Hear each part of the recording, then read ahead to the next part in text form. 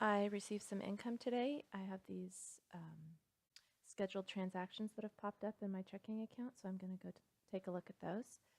I had actually scheduled this child support payment for May 31st, and it didn't show up in my account until today, so I had moved it back to the scheduler with a future date, and it did show up today. So I'm going to go ahead and approve that. And I'll mark it cleared since it's in the account. We also had a student loan payment that we had already budgeted for, and it cleared today as well, so I will approve that. That's an automatic payment. And I will look in my online account off in another window, and the balance does match, so I'll just click use this amount and reconcile it.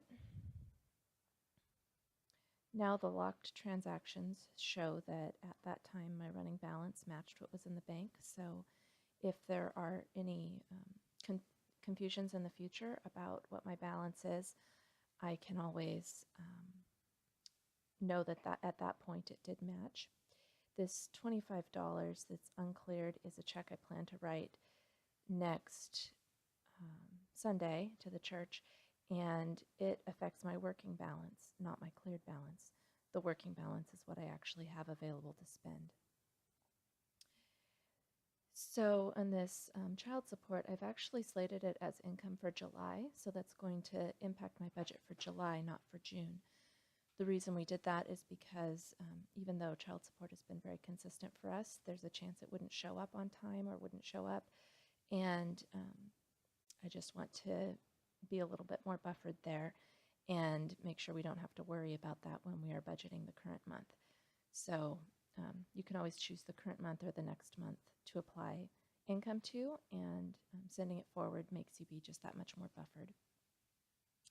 And you can see here that it impacted July's available to budget by adding $655. I had already done some projections where I just enter a negative amount of what I think we'll get, and then I budget that as a kind of a pretend thing in the future months only. So since I'd already accounted for that $655 in my projection, and now we actually have it, I'll delete that from my projection, and I can't add it to my categories because I've already made plans for that money.